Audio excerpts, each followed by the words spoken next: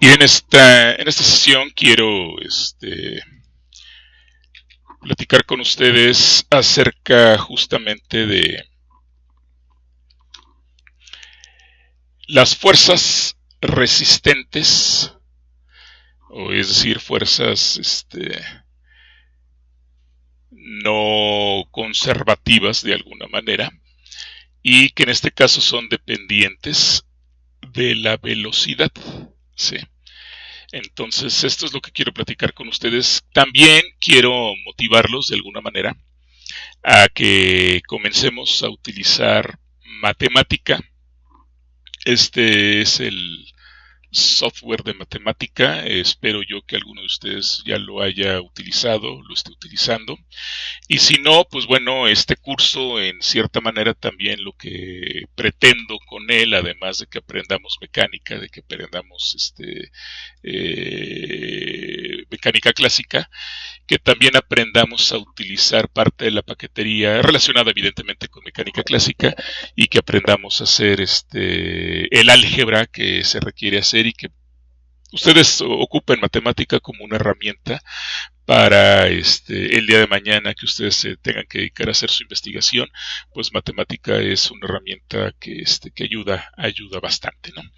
Bien, entonces ese es el título que nosotros le hemos puesto a este documento. Ya también se los envié. Quien tenga matemática lo puede descargar y abrirlo. Yo la versión que tengo es la versión 11.2. La universidad está ofreciendo la versión 12 punto y fracción, o creo que ya es la versión 13. Me parece que hay que enviar un correo electrónico a el servicio de cómputo para que ustedes puedan después ir a la página de matemática, a Wolfram, descargar la última versión y ellos a través de la universidad les harán llegar ¿cómo se llaman? Las claves para que ustedes puedan ingresar.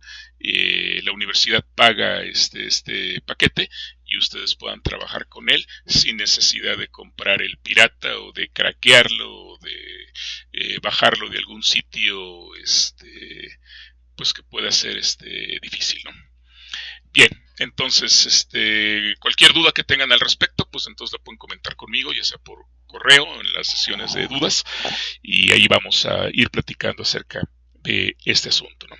Entonces, bien, ¿qué aprendimos? Pues en la sesión anterior aprendimos que la fuerza, la segunda ley de Newton, implica que la fuerza es igual a la derivada del momento con respecto al tiempo, y nosotros podemos escribir esta expresión de la siguiente manera. Sabemos que la aceleración es la segunda derivada. Aquí hay dos puntitos en este término de R.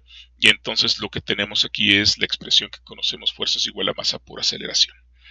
Bien, si suponemos que la masa m no varía con el tiempo, que es el caso que les comenté que vamos a trabajar, probablemente hagamos algún caso con masa variable.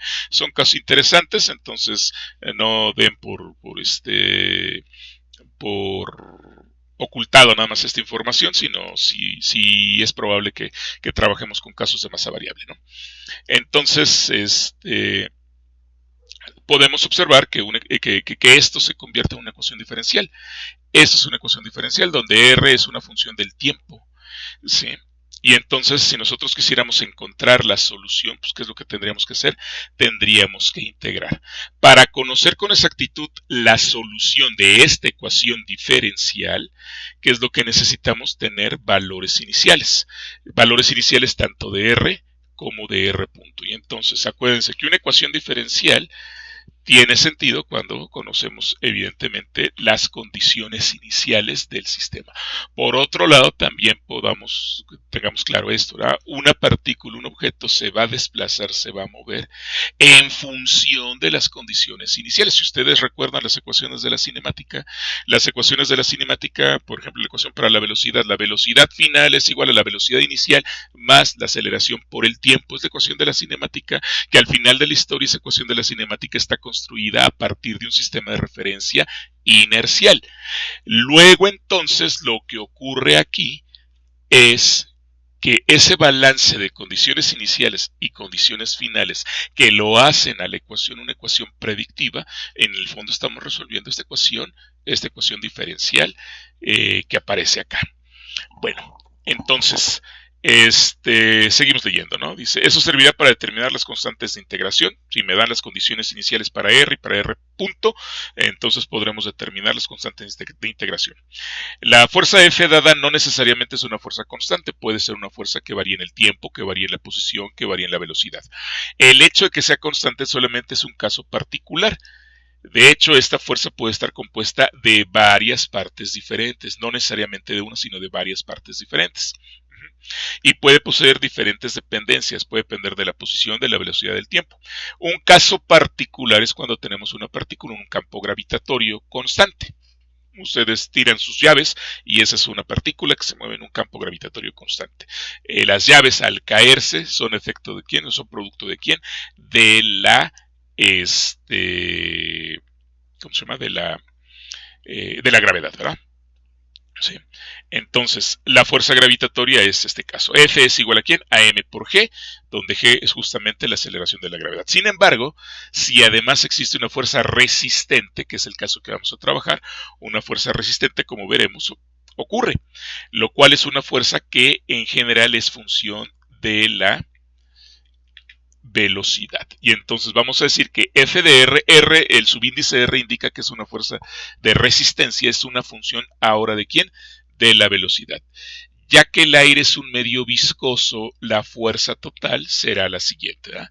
Es un caso muy similar, fíjense, para que lo podamos aterrizar y les pueda quedar un poco claro a ustedes. Sí. Si ustedes se sumergen, por ejemplo, en una alberca con agua, y ustedes empiezan a caminar, no a nadar, a caminar sobre la alberca, van caminando en la alberca. El agua es un medio viscoso, ¿sí? Entonces, cuando ustedes empiezan a caminar, les cuesta trabajo, no caminan igual que cuando estamos aquí en el aire, que estamos en un medio viscoso, pero la viscosidad es prácticamente nula. Entonces, si ustedes comienzan a querer correr sobre o dentro del agua, les va a costar más trabajo. ¿Por qué les va a costar más trabajo? Porque justamente la fuerza que el agua ejerce sobre ustedes es una función ¿de quién? De la velocidad. Y conforme aumente su velocidad, aumenta el valor de la fuerza. Y entonces, evidentemente, va a haber más resistencia del agua sobre su cuerpo, sobre ustedes. Y entonces es el caso de una fuerza que sea dependiente ¿de quién? De la velocidad. Muy bien, de manera general, ¿sí? Es suficiente considerar que la fuerza de resistencia es solo proporcional a una potencia de la velocidad. Esos son los casos más simples, ¿no? Sí, pero un caso más real, pues sería de que nosotros determináramos de que esta fuerza F de R como función de B sea igual a la masa, a una constante K, que pues, es un valor por ahí, ¿sí? A la velocidad elevada a una potencia n, y bueno, después va multiplicado por un vector unitario. Un vector unitario en la dirección de la velocidad, por eso está aquí el vector velocidad de negritas, dividido sobre la magnitud de este vector velocidad. Entonces este vector es un vector unitario, y este le da el carácter vectorial justamente a la fuerza de resistencia que nosotros tenemos. Y la fuerza total, entonces la podemos escribir. Aquí es donde podemos nosotros ver que hay dos clases de fuerzas. La fuerza en el campo gravitatorio y la fuerza de resistencia, que fue justamente como le estamos construyendo. ¿Sí? Esta de aquí, pues de alguna manera es constante. Esta m que aparece aquí, pues es la masa de ¿quién? La masa de la partícula, ¿verdad? Entonces, K es una constante positiva. Esa constante después podremos ver la naturaleza de ella. Esto tiene que ver más bien en cierta forma, tendría que ver con la viscosidad del medio. No es lo mismo que se sumerjan ustedes en una alberca con agua a que se sumerjan ustedes en una alberca con miel. Evidentemente la miel tiene una viscosidad mayor.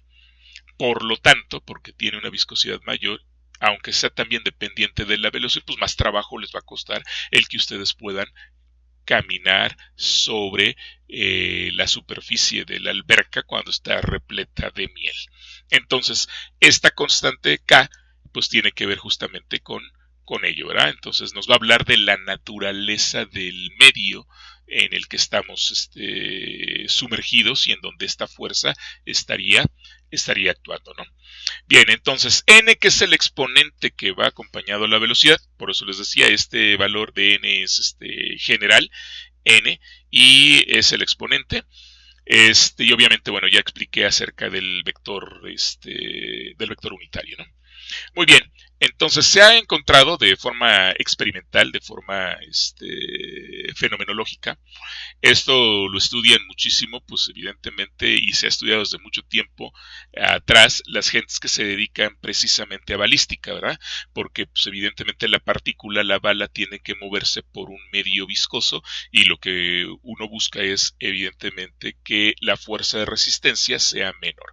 Y la forma como se han construido las balas, la forma como se construyen los cohetes, los cañones, todo esto, las bombas, pues obedecen precisamente a todo el estudio de balística que se ha hecho. Entonces, como ya se tienen datos de balística, pues entonces se sabe que el exponente con n igual a 1, esto ocurre cuando la bala se desplaza con una velocidad aproximadamente a 24 metros por segundo o menor que ello. Si la bala se mueve con una velocidad menor a 24 metros por segundo, entonces podemos estudiar perfectamente el caso cuando n es igual a 1 y entonces la fuerza sería una fuerza prácticamente lineal con la velocidad. El caso cuando n es igual a 2 ocurre cuando se excede la velocidad de 24 metros por segundo y también cuando es inferior a la velocidad del sonido. La velocidad del sonido es de 330 metros por segundo aproximadamente. Y entonces, para velocidades que se encuentran en este intervalo, entonces el estudio muy claramente nos puede permitir decir que n es igual a 2. Bien, como pueden observar, toda esta parte que he platicado aquí, que escribí aquí, es un texto. Ustedes lo escriben allí y para poder hacer texto, pues simplemente generan aquí ¿cómo se llama? El campo, seleccionan este campo, se van a formato y aquí en donde dice style, ustedes dicen qué tipo de campo quieren. Yo aquí lo tengo seleccionado como texto. ¿Ven? No sé si se vio. Creo que no se alcanza a ver aquí en la presentación, ¿verdad? Yo lo veo bien en pantalla, pero ustedes no lo alcanzan a ver. Déjenme ver si puedo bajar la presentación. No, aunque la mueva, no no se ve. Bueno, no aparece para ustedes el campo, entonces quería que lo fueran viendo. Pero bueno, vamos a continuar entonces, ¿no? Ahora, aquí ¿qué es lo que tenemos? Fíjense, aquí lo que tengo yo, lo que fui construyendo, ¿sí? Fue pues el análisis de esta fuerza, ¿no? Entonces quiero presentarles el análisis de la fuerza. Entonces, ¿qué es lo que hicimos? Pues simplemente escribo el valor de la fuerza, ¿no? Pongo que K es igual a 2, es un valor que me inventé, no tiene nada que ver. Tengo aquí que M es igual a 1.5, también un valor que me invento, 1.5 kilogramos, ¿sí? Y defino una función fuerza R, que es la fuerza de resistencia. Abro un corchete, le pongo X, que es la variable que voy a manejar, y le pongo un guión bajo. Esto me indica que voy a tener que ir alimentando la variable con este valor. Y entonces pongo dos puntitos igual para hacer la asignación de lo que yo quiero que sea.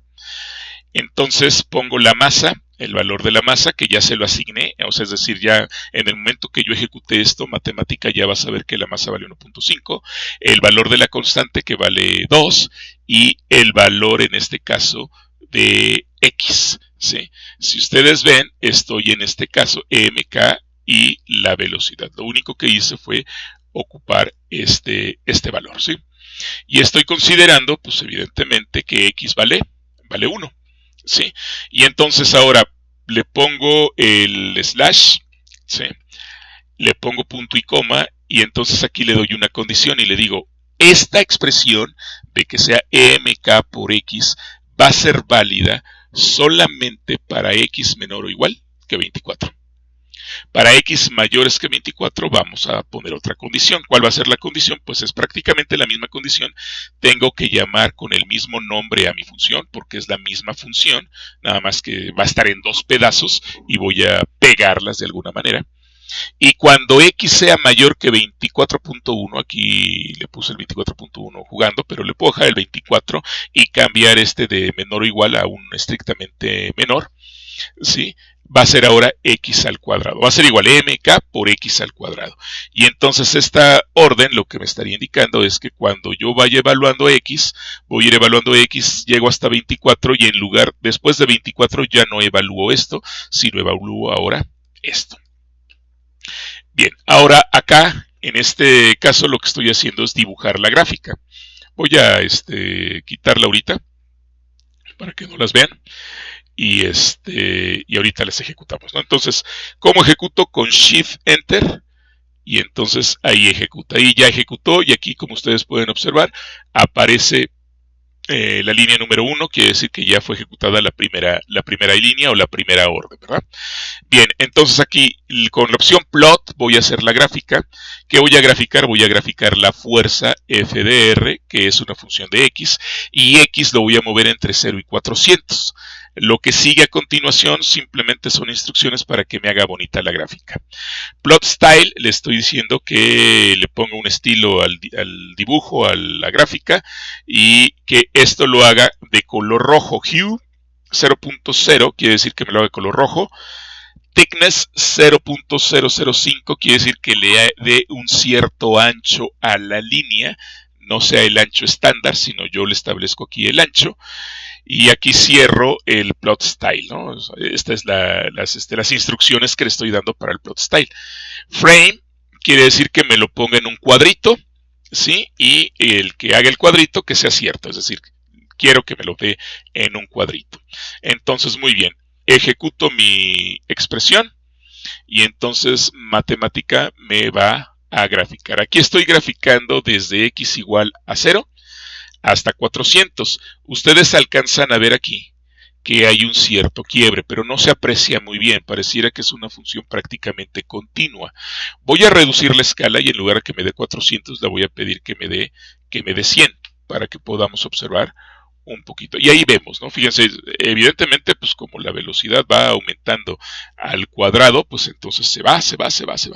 Y aquí ya hay un quiebre, ¿verdad? Esta función, la función fuerza R, es discontinua, ¿verdad? Para cuando las velocidades son menos que 24, tengo prácticamente, voy a graficar de 0 a 24 para que vean que tengo prácticamente una recta. Ahí está, de 0 a 24 tengo una recta que es bien recta, lleva su pendiente y su pendiente está dada por mx, que sería m por k, que sería 1.5 por 2, que evidentemente esta tiene una pendiente de 3 y es una pendiente positiva.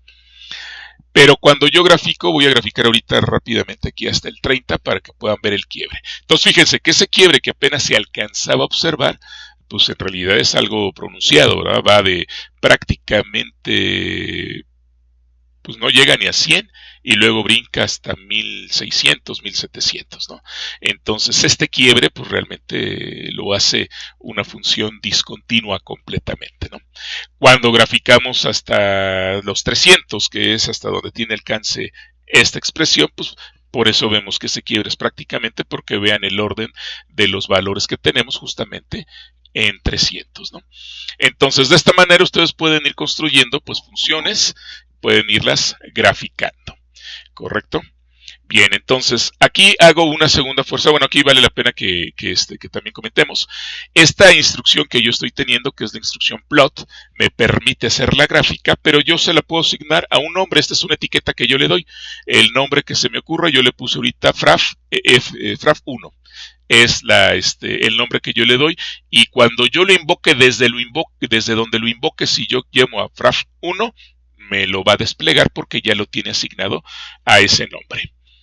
Muy bien, entonces ahora fíjense, pues aquí estamos haciendo la misma gráfica, evidentemente de 0 a 30, y aquí aparece, ¿no? Y esta gráfica, pues yo ya la puedo copiar, ya la puedo pegar, ya la puedo guardar como lo que ustedes quieran, una imagen en JPG y la puedo insertar en algún documento, entonces ya tengo una gráfica.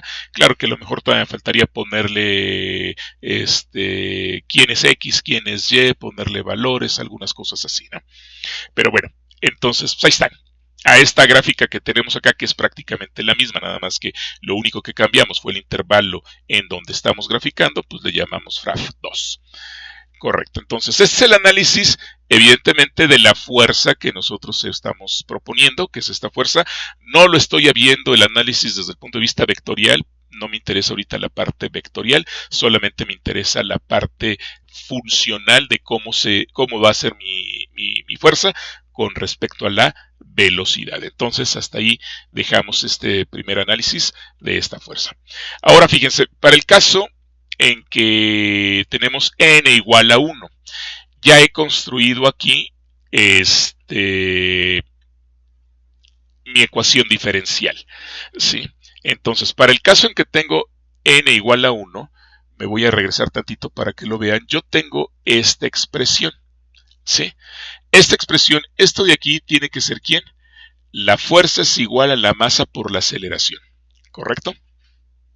Luego, tengo un término constante que es debido a que está dentro de un campo gravitatorio.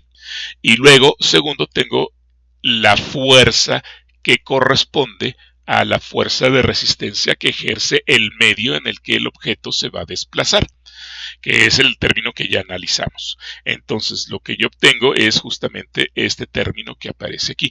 Pero esta fuerza es la fuerza completa, es la fuerza total que debería sentir el objeto.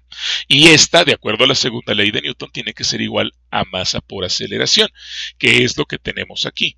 ¿Sí? Ahora, fíjense, si aquí yo pongo que esto es igual a masa por aceleración, se me cancela la masa aquí, se me cancela la masa aquí, y aquí solamente me quedaría la aceleración. Recuerden que la aceleración es R2 puntos, entonces aquí yo tengo R2 puntos. Luego, tengo el término G, pero ya se canceló la masa, por lo tanto no solamente tengo el término G. Y aquí ya no voy a poner mk por b a la n, sino voy a poner simplemente k, porque la m también ya se canceló. Y ahora tengo aquí r punto como función del tiempo. Entonces, r2 puntos, que es la aceleración como función del tiempo, g, que es el valor constante, y k, que es otra constante, y r punto como función del tiempo. Ahora, a mí me interesaría resolver esta, si la ven así, ustedes ya la pueden ver como una ecuación diferencial de primer orden. ¿Sí? Entonces, esta ecuación, perdón, es de segundo orden, esta ecuación diferencial, la variable que me interesaría resolver es r, pero yo sé que además r es una función de ¿quién? Es una función del tiempo. Para poderla resolver con matemática voy a ocupar la opción de solve. De solve es diferencial solve o solución diferencial de la ecuación. Y tengo que escribir la ecuación y en lugar de poner un igual, voy a poner un 2 veces igual para que entonces la invocación intrínseca que hago en el argumento de la función de solve, pues evidentemente me lo pueda realizar correctamente. Entonces, esto es lo que tenemos aquí. Prácticamente estoy resolviendo esta ecuación, que es una ecuación muy sencilla. Antes de continuar con la solución, digo, ya aquí ya aparece la solución, pero antes de continuar con la solución, yo quiero mostrarles la solución que tengo acá de esa ecuación, ¿no? Entonces es una fuerza dependiente del tiempo. Esta solución obviamente la encontramos arrastrando el lápiz, es decir, no la hicimos en matemática, sino tuvimos que ir arrastrando el lápiz, ¿no? Entonces aquí está la forma como la presentamos. Fuerza es igual a F de G, que es la fuerza gravitatoria, más la fuerza en el campo de resistencia, la fuerza de resistencia, perdón. Y entonces, así es como lo estoy presentando. R2 puntos de T es igual a G menos K por R punto de T. Bien, yo puedo escribir la diferencial de R punto respecto del tiempo. Esto sería ¿quién? Pues la segunda derivada de R. Y entonces lo puedo escribir de esta manera. G menos K por R. Ya la dependencia en el tiempo la quito. Yo sé que dependen del tiempo, entonces ya no tiene caso que lo escriba. Ya lo sabemos. Y entonces, evidentemente, voy a pasar este término de este lado. Y este término que aparece en la R punto, porque aquí está la derivada en R punto, lo paso de este lado. Entonces, este término pasa abajo y ese término pasa por acá arriba. Entonces me queda esta expresión. Esta expresión yo la puedo integrar. La integro y al integrarla, pues para poderla integrar necesito hacer un cambio de variable. Este cambio de variable, pues propongo la parte aquí abajo, ¿verdad? Al proponer la parte aquí abajo, digo U es igual a G menos K por R punto, calculo la derivada de U y la derivada de U es este que término que es constante se va, la K que menos K, aquí queda el menos K y me quedaría la derivada de R punto, que es este término. Por lo tanto, si de esta expresión yo despejo la diferencial de R punto, entonces la diferencial de R punto debiera ser menos K, perdón, du entre menos K. Y ahí ya tengo la derivada de R punto que voy a sustituir aquí arriba y en lugar de este término le voy a llamar U porque es como lo asigné, que es la expresión que yo tengo aquí. Me queda menos de U entre K menos de U entre K y en lugar de G menos K R punto voy a poner U, que tengo esta expresión. Del otro lado no hago nada, pues tengo la integral de la diferencial de t, pues yo sé que eso me va a dar un tiempo, ¿verdad? Y entonces, ahora sí, menos 1 sobre k es ¿cómo se llama? Es una constante, sale del integral y aquí me va a quedar menos el logaritmo. Aquí me falta un signo, menos 1 sobre k por el logaritmo de u, más t más c1, ¿verdad? El ac1 es una constante de integración, porque no tenemos límites de integración. Nuevamente, esta constante de integración va a estar en función. Si yo hubiera integrado desde una velocidad inicial hasta una velocidad final y desde un tiempo inicial hasta un tiempo final, esta constante de integración hubiera variado, hubiera cambiado, no se hubiera presentado. Bien, entonces aquí me va a quedar un signo negativo, me va a faltar un signo negativo en la exponencial, pero bueno, ya se lo ponen ustedes por la omisión que cometí al no arrastrar el signo para acá. Entonces, bien, ahora pues aquí tengo que sacar la exponencial, calculo la exponencial de este lado, calculo la exponencial de este lado. Al calcular la exponencial de este lado obtengo que esto es igual a u, y u yo sé que es g menos k por r punto, y del lado derecho que tengo t más c1, pues me queda la exponencial de k por t más k por c1. Entonces, al aplicar las leyes de los signos en la exponencial, tengo esto. Este término que aparece aquí es una constante, y este término que es constante, pues simplemente lo asigno como constante C1, porque ahí voy a estar jugando con esa constante. Sigue siendo constante, pues tengo un término constante C1. Entonces, pues ya me queda E a la K por T, y aquí es donde debería de tener yo un signo negativo, ¿no? Bien. Ahora, evidentemente, de aquí yo tengo que despejar la R punto. Al despejar la R punto, me va a quedar el término como G sobre K menos E a la KT por C1 sobre K, que debe ser una constante, y pues lo voy a manejar como constante, ¿no?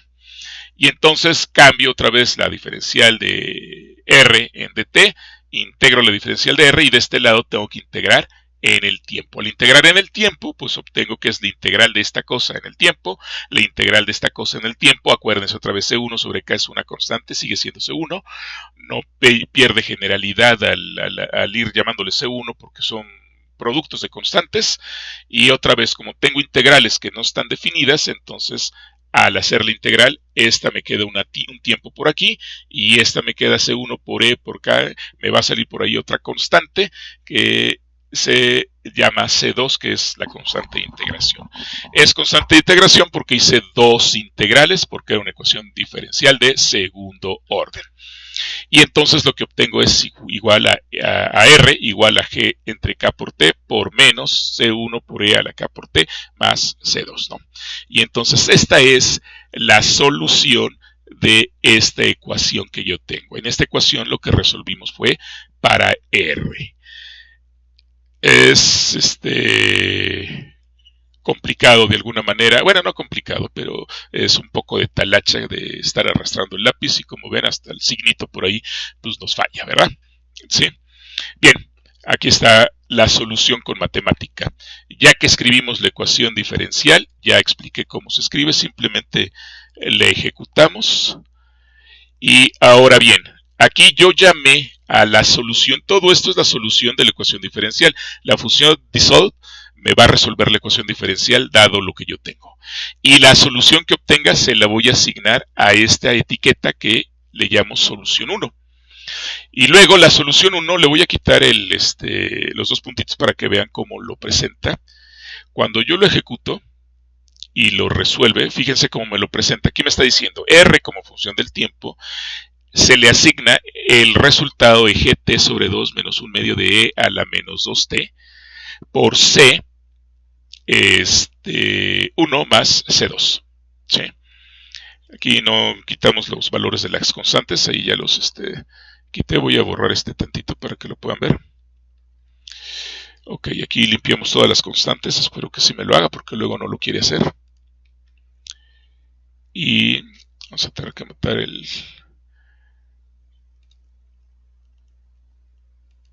kernel, correcto. Entonces otra vez limpio.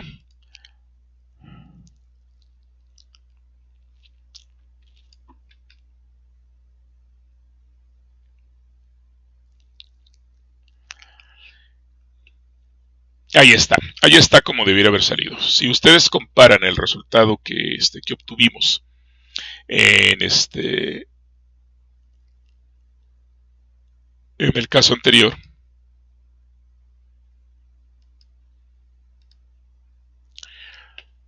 sí, voy a ocultar matemática, aquí está. Esta es la solución, es G sobre K por T menos C1 por E, me falta el signo negativo que dije que me faltaba, más C2, ¿no? Y ahora aquí, la solución de matemática, ¿qué es lo que tengo? Pues evidentemente tengo la misma solución que estoy obteniendo al haber arrastrado el lápiz, ¿no? Pero fíjense, pues esto lo hice de un simple shift enter, obviamente pues sabiendo quién es la función dissolve y sabiendo cómo darle los argumentos a esta función para que me lo pueda asignar. Ahora, aquí aparece dentro de estas dos llavecitas. Entonces, en realidad, para matemática, esto es un arreglo. ¿Sí? Y entonces hay que irse metiendo a cada uno de ellos. Y entonces, cuando yo le digo la solución corchete, corchete 1,1,2, ¿sí? Le estoy diciendo, métete a la primera llavecita, te metes a la segunda llavecita, y lo que hay en la segunda llavecita son dos términos, este primer término y este segundo término. Entonces el 2 que aparece aquí es el segundo término. El 1 que aparece aquí es estarle diciendo, te metes a esta llavecita, y aquí el otro 1, el primer 1 que aparece aquí, es decirle, te vas a meter al primer campo que has generado. Entonces, de esta manera extraemos el resultado que es de nuestro interés, ¿no? Y entonces cuando nosotros le damos aquí Shift Enter, pues entonces me da la solución tal cual la solución sabíamos que era, ¿no? Como les decía, las constantes C1 y C2 son constantes de integración que tienen que ver justamente con las condiciones iniciales, ¿no? Ahora vamos a mover estas condiciones iniciales de forma arbitraria. Ahora bien, fíjense, ahora vuelvo a resolver la ecuación, pero ahora la voy a resolver de otra manera. ¿Sí? Es la misma ecuación diferencial, ahí está. Voy a ocupar la misma opción de solve, ¿sí? Nada más que ahora le voy a poner condiciones iniciales, y entonces digo, R al tiempo t igual a 0, yo quiero que lo hagas A, parámetro, ¿sí? Y R', la derivada, en este caso la velocidad al tiempo t igual a 0, yo quiero que lo hagas B, otro parámetro. Ya le estoy dando condiciones iniciales. Es la condición inicial para la posición, la condición inicial para la velocidad. Y que me resuelva evidentemente la variable que yo quiero, y esta es una función del tiempo.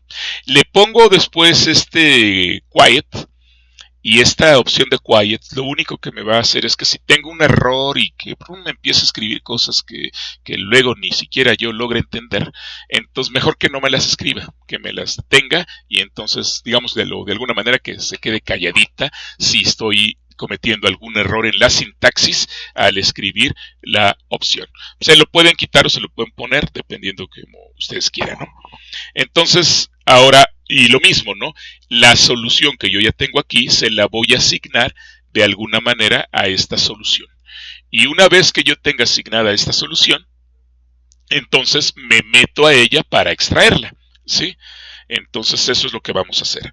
Al momento que ejecutamos, ahí está la solución. Esto que me escupe de alguna manera, esto que me avienta, de alguna forma, el, la expresión, pues es evidentemente la solución, pero ya cambia a la solución que yo tenía acá, porque evidentemente aquí ya no tengo que ponerla en términos de las constantes C1 y C2, aquí yo ya asigné los valores propios en las condiciones iniciales de integración. Si ustedes observan esto, ya aparece aquí los parámetros B, el parámetro A, el parámetro B, ¿sí? Que deben aparecer ¿en dónde? En la solución. Y entonces, pues de alguna manera ya tendríamos nosotros una solución más completa conociendo los valores que tenemos de aquí. Muy bien, ahora lo que vamos a hacer enseguida, ¿sí? Lo que vamos a hacer es graficar la solución. Voy a borrarla para que no la vean. ¿Sí? Lo que vamos a hacer es graficar la solución, pero ya con valores propios, ¿no? Voy a decir que A sea igual a 1, que B sea igual a 0, que G valga 9.81 y que K valga 1, que son los valores constantes. Ahí me va a tener que hacer una gráfica. Una segunda gráfica va a ser con A igual a 3.5, B igual a 0, G 981 y K igual a 1. Y una tercera gráfica va a ser que A va a ser igual a 5, B igual a 0, G igual a 9.81 y K igual a 1. Voy a graficar desde menos 0.1 hasta 5. Quiero que me ponga todos los puntos que logre calcular. Aquí ya le estoy dando la etiqueta para los ejes. El eje de las abscisas va a ser T. El eje de las ordenadas va a ser R. Es una función del tiempo, por lo tanto va a ser T contra R, ¿sí? Y evidentemente que le ponga un rectángulo, ¿sí? Que las letras las ponga en letras negritas y que las haga de un tamaño de 16. Estas son las instrucciones que le estoy indicando. Entonces ahora sí lo corro y entonces fíjense, aquí están las tres gráficas, gráfica 1, gráfica 2, gráfica 3 con los valores. Evidentemente, si ustedes observan, los únicos valores que estoy cambiando es 1, 3.5 y 5, pero las tres gráficas están allí. Y la ventaja que tengo de asignar los valores A, B, G y K de esta manera es que solamente funcionan mientras lo grafica. Una vez que lo grafica, olvida el valor. Y cuando yo quiera volver a llamar de alguna manera a esos valores, pues evidentemente no los tiene asignados de forma tal que no sabe quién sea G, quién sea K, ni quién sea ningún otro de los valores. ¿Estamos de acuerdo? Entonces, pueden ustedes jugar con los parámetros aquí. Por ejemplo, vamos a darle un valor de 2 aquí. ¿Sí?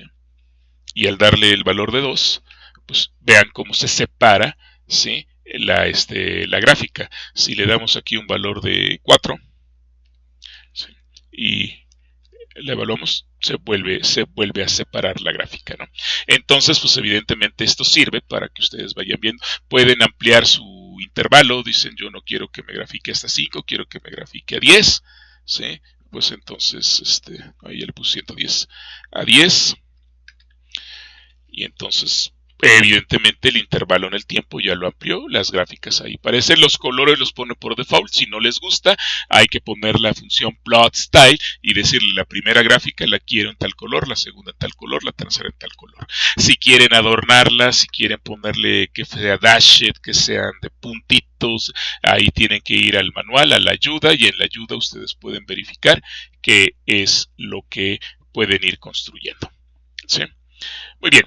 Entonces, aquí tenemos otros valores, ¿sí? Y ahí los graficamos. La gráfica que estamos haciendo aquí, pues es esta función, que sería la función bt, y entonces ahí tenemos este caso. Correcto, ahora fíjense, vamos a graficar ahora o vamos a resolver, ya no hice la solución a pincel, porque ya vieron que está mucho más tardado, pero fíjense, cuando nosotros hacemos el cambio para n igual a 2, n igual a 2 que implicaría valores superiores a 330, perdón, menores a 330 pero mayores a 24, entonces lo único que le adicionamos a la ecuación diferencial pues es obviamente el índice 2, ¿sí? Tenemos aquí el 2. A diferencia del caso 1, en donde aquí para la R punto simplemente era lineal, era la 1, ¿no? Entonces ahora vamos a resolver, fíjense, la solución de esta ecuación, evidentemente ya es más complicada. Ya me aparece aquí un coseno hiperbólico, me aparecen raíces de k, de g y un logaritmo de toda esta expresión. Entonces, evidentemente, llegar a la solución analítica a pincel, pues es mucho más complicado. Lo que sí es cierto es que esto es una caja negra. ¿Qué hizo? ¿Cómo le hizo? ¿Cómo llegó? ¿Qué asignaciones? ¿Qué cambios de variables? Vayan ustedes a saber, no sabemos cómo lo hizo, pero lo que sí es que me está ofreciendo un resultado para esta ecuación. Muy bien, las constantes son iguales, lo mismo, entonces aquí la segunda opción que hacemos es evaluar esta expresión, ¿sí?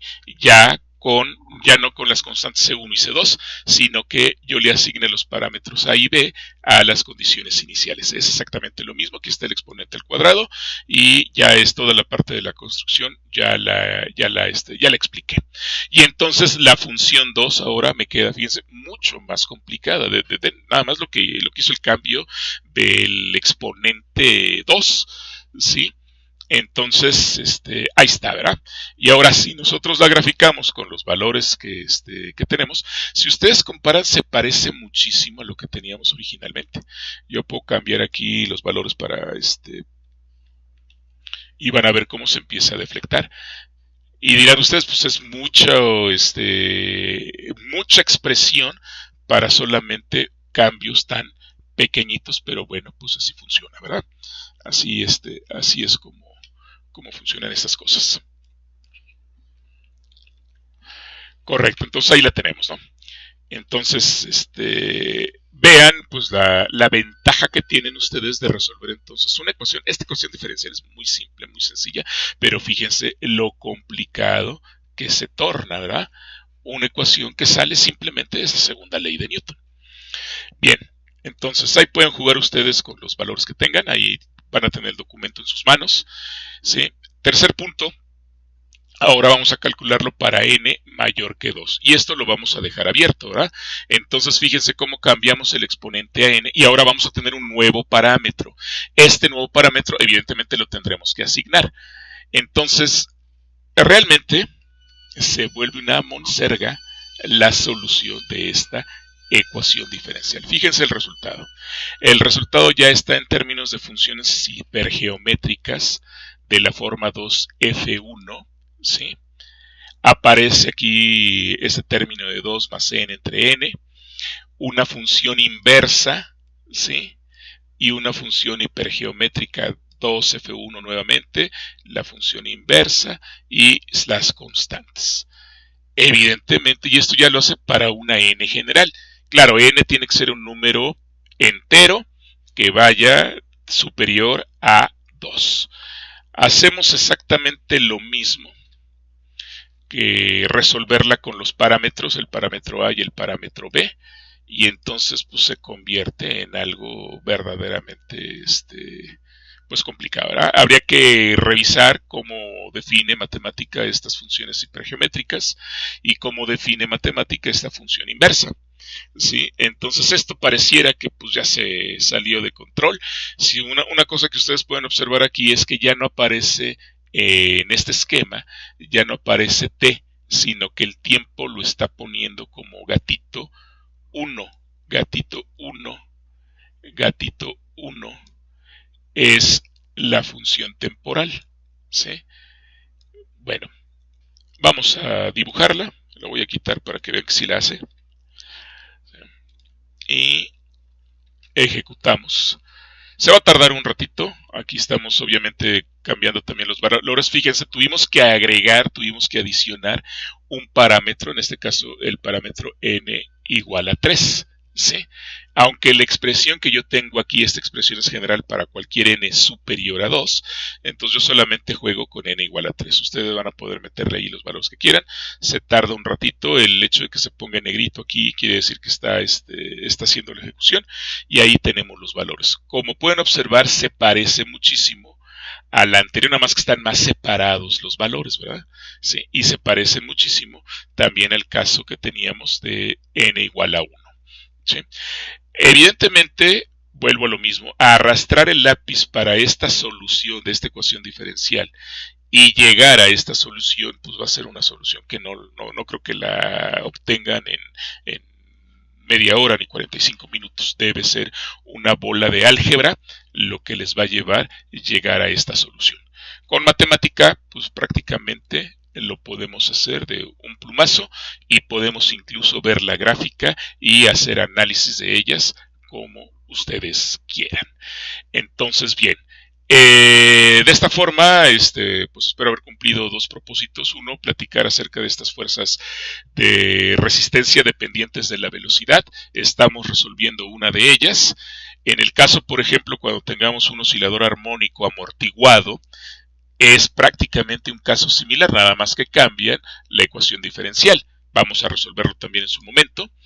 Y hemos visto pues cómo resolver estas ecuaciones o cómo resolver esta ecuación, cómo utilizar matemática y algunas instrucciones básicas que nos van a permitir pues en principio generar gráficas, evaluar ecuaciones diferenciales, asignar parámetros y hacer algunas asignaciones.